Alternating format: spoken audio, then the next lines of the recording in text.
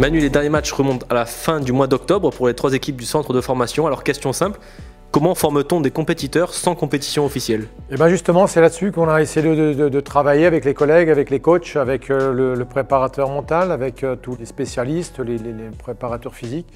On a essayé de trouver les meilleurs moyens pour développer l'esprit de compétition. La compétition et l'aboutissement, c'est on révise la semaine et puis on a l'examen le week-end. Il n'y a plus d'examen, comment on peut faire? Et ben on s'est mis en recherche d'une méthode et puis on a eu quelques idées et l'une d'entre elles, c'était de challenger chaque gamin sur tous les exercices des entraînements et de les mettre en compétition quasiment en individuel sur tous les exercices que compose une séance. Et à la fin du mois, il y a un classement sur les meilleures performances de chaque gamin. Et ils y ont pris goût et ils sont friands. Ils sont friands de savoir à la fin de la séance qui a gagné, qui a le plus grand nombre de points. Donc c'est cet esprit de compétition qu'on a essayé d'aller chercher au quotidien avec les joueurs. Comment, d'une manière très pratique, notez-vous vos joueurs? Ça peut être pour un match gagné, c'est 1 point.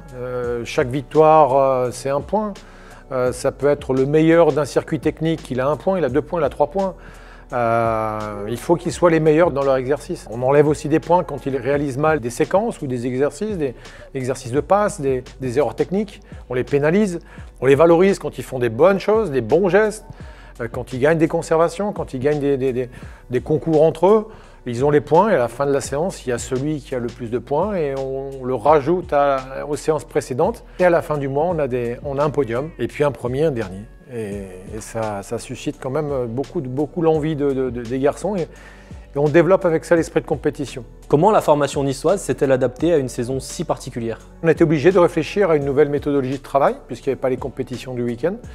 Et puis on s'est aperçu qu'en chargeant un peu plus les séances d'entraînement, en libérant un petit peu les garçons de la pression du week-end, du samedi, la sélection des 11 qui vont démarrer le samedi, on a retrouvé des garçons sereins, des garçons bien dans leur tête qui se donnaient à fond aux entraînements. Il n'y avait pas de hiérarchie forcément, il n'y avait pas de déception, il n'y avait pas d'euphorie d'être dans les groupes de matchs de week-end.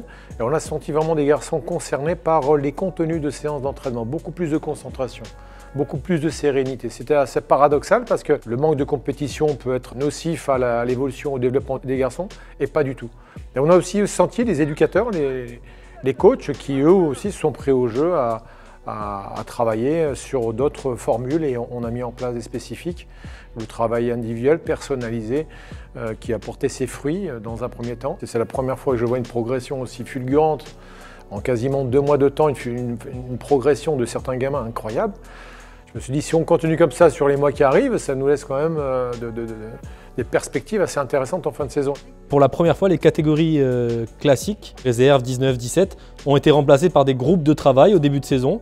Quel bilan tu fais de cette méthode de travail que tu as instaurée à ton retour? L'idée, c'était simplement de réunir dans 2 groupes différents, bien distincts, avec des SAS.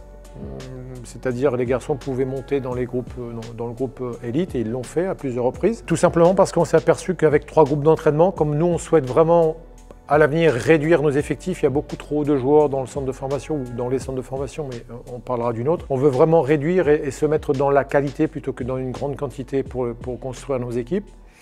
Et donc on s'est aperçu qu'avec les blessures occasionnées ces dernières années, les 17 ans se retrouvaient avec des groupes de 10 joueurs, les 19 ans, 10, 8, 12 joueurs, et puis l'équipe réserve, la même chose. C'est bien de travailler avec un effectif réduit, mais quand ça dure 1 semaine, 2 semaines, 3 semaines, 4 semaines, il y a une lassitude, aussi bien les coachs que les joueurs. Et on s'est dit, bon, on va réunir ces groupes-là et on va avoir des séances avec des joueurs et un groupe beaucoup plus conséquent. On pourra construire de belles séances, en tout cas de meilleures séances. Et le constat que l'on fait aujourd'hui, c'est que c'est extrêmement bénéfique. Est-ce que tu peux nous en dire un peu plus sur les séances spécifiques? Ça part déjà de faire revenir les anciens joueurs emblématiques de l'OGC Nice. On a choisi un attaquant, on a choisi un défenseur, on a choisi un milieu pour non seulement être adjoint, je dirais, c'est peut-être pas la première mission de ces garçons-là, ces spécialistes-là, d'être adjoints d'une catégorie, U17, U19 et N3.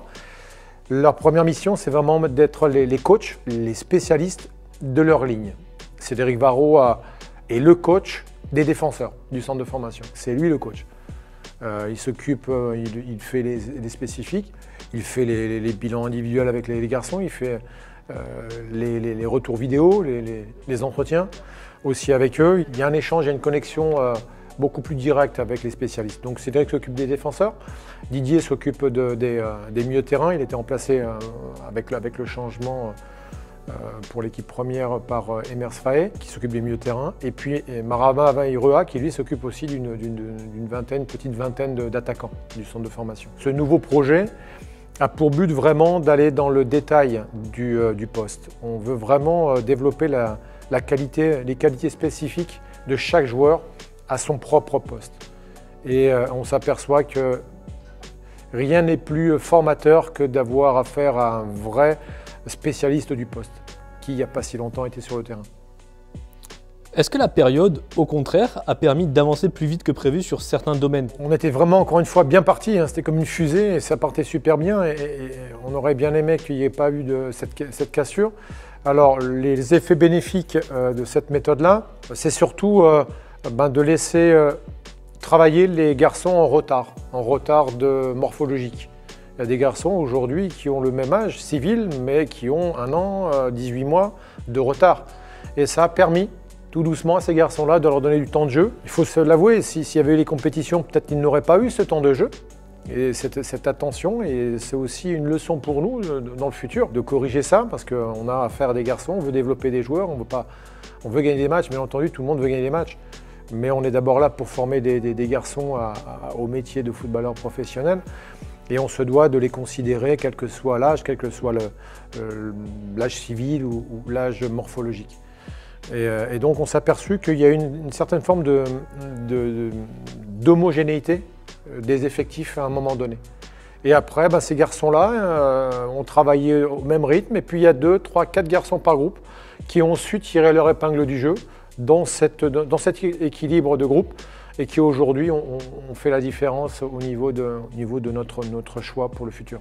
Qui aurait peut-être moins progressé, effectivement, s'ils n'étaient pas dans le groupe le week-end. Oui, parce qu'il y aurait eu des déceptions, il y aurait eu le stress. Aujourd'hui, un garçon qui n'est pas dans un 16 ou dans un 11 de départ le week-end, il reste dans sa chambre, il reste dans les tribunes, et ça joue sur le mental. Et pour moi, le bien-être du gamin, c'est peut-être la qualité à aller rechercher au quotidien, pour nous, éducateurs. Beaucoup de jeunes, malgré l'absence de compétition, ont intégré le groupe pro. Comment se sont-ils sentis? En fait, on est quand même assez satisfait du retour qu'ont eu les coachs et le staff des pros sur nos jeunes joueurs. Alors je dirais que quand on a un groupe sain, un groupe professionnel sain comme le nôtre, comme on a ici, et qu'il y a un groupe jeune, ils sont pas beaucoup plus vieux que les nôtres, je dirais que c'est facile de, entre guillemets, s'entraîner avec les professionnels aujourd'hui. Et le piège, c'est les descentes, une fois qu'on est monté. Alors le gros piège, c'est de ne pas expliquer les retours.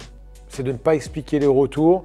Et les garçons ne comprennent pas qu'ils sont dans le groupe professionnel, ils font de bonnes séances, ils pensent faire de bonnes séances. Donc ils font la même chose qu'un professionnel confirmé qui a fait 300 matchs ou 400 matchs en Ligue 1, et il redescend et c'est dur pour lui. C'est dur de se remettre à travailler avec ses coéquipiers de National 3.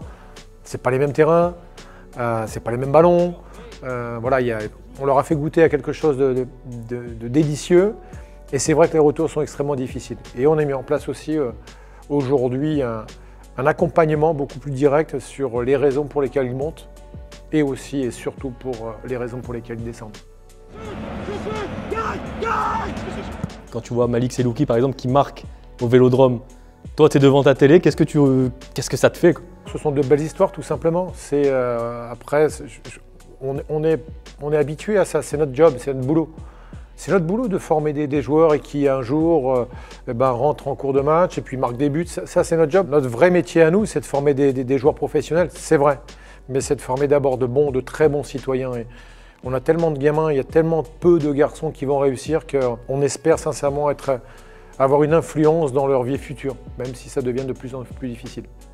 La préformation? La préformation qui a été reprise par la SASP et par Fabrice Garrigue, qui a quitté le recrutement du centre de formation, et Fabrice a mis en place toute une structure qui s'apparente un petit peu à ce que l'on fait au centre de formation, avec un esprit formateur adapté à la catégorie d'âge Et on est vraiment voilà, en phase avec Fabrice pour travailler sur les principes de jeu que l'on souhaite inculquer à nos jeunes au centre de formation. Et on voit très vite le fruit du travail, puisque quand on compte peut-être 2 joueurs de la préformation, issus de la préformation en début de saison, qui pouvaient éventuellement intégrer le centre de formation en fin d'année, aujourd'hui on est à 4-5 joueurs on a quasiment doublé le nombre de joueurs potentiellement nouvel arrivants pour la prochaine saison au centre de formation. Ça veut dire que le travail était bien fait, très bien fait, et on est encore, je pense, loin des objectifs qu'on doit atteindre pour développer une réelle préformation au sein de l'OGC Nice. L'école de foot se met aussi au même rythme que la préformation et que la formation. On a vraiment une grande chance d'avoir de très bonnes relations aujourd'hui avec toutes les entités du club. Jean-Luc Donati, qui est le responsable de l'école de foot, qui est le directeur de cette association, a beaucoup œuvré pour que la préformation soit rattachée aussi à la SASP, au centre de formation. Et il insiste aussi pour qu'on se rapproche davantage sur un même modèle aussi de travail. Et ça se fait avec la volonté des hommes. Il faut que chacun se sente impliqué dans un projet et qu'on ne fasse pas chacun de notre côté. On fait partie, on a le même logo, on porte les mêmes couleurs, on défend le même club. On se doit d'avoir un lien commun et de travail. Ce lien vertical, pour toi, est-ce qu'il est de plus en plus dense? Il est actualisé par Fabrice Garrigue, qui fait lui le lien entre l'école de football et la préformation. On le fait avec la formation et on a ce lien fantastique avec le groupe professionnel. Je pense que c'est une des premières fois où vraiment il y a une transversalité de l'école de football à l'équipe professionnelle aujourd'hui à l'OGC Nice. Et je ne connais pas beaucoup de clubs en France, même dans le monde, qui sont capables aujourd'hui d'avoir cet état d'esprit commun dans toutes les structures du club.